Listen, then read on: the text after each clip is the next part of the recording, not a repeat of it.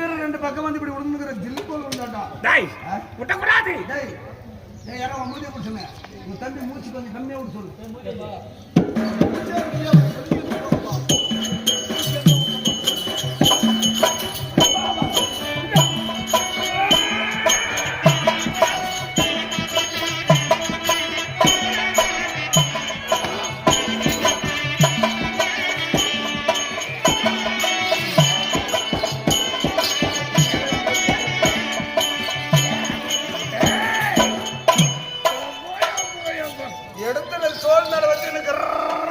தம்பி இந்த அங்கிருந்து நவுத்தின்னு வரத்துக்கே நம்மளுக்கு 1/2 மணி நேரம் ஆயிக்குது.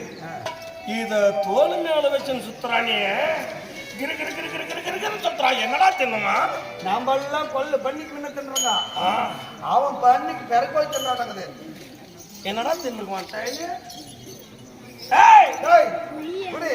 அண்ணா இப்போ என்ன செய்யணும்? டேய் வண்டி காய் எல்லாரும் வண்டி கால்ல நில்லுங்க.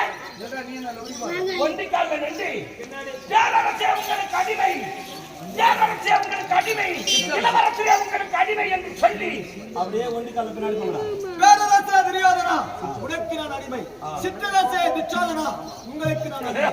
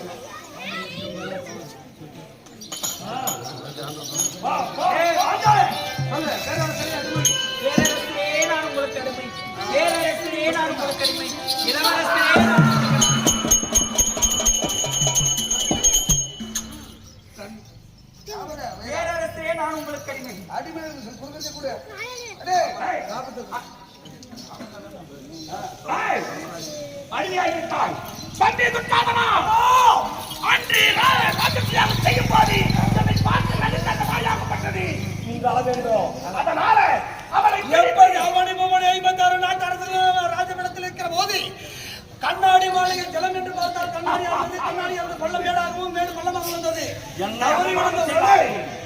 அப்பொழுது நான் குருடர்கள் தனக்குள்ளாய் என்று கைத்தட்டி நகைத்தான்.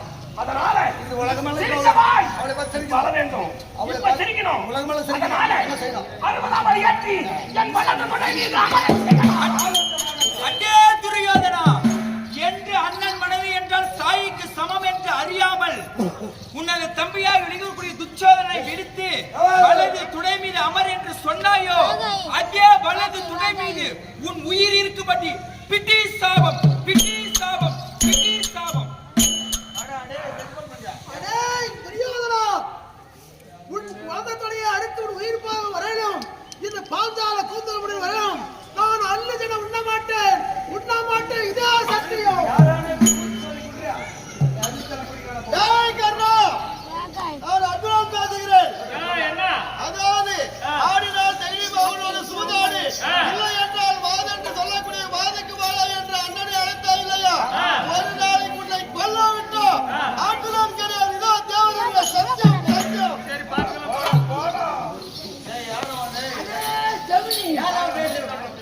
நான் நகுலன் பேசுகிறேன்.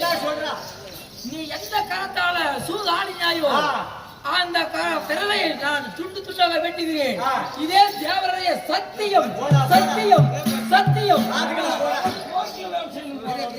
தர்ம கர்த்தா கவனம் மாறணும். 2 கோழி கொடுக்கறதுக்கு சாணத்தின தாண்டிக்கல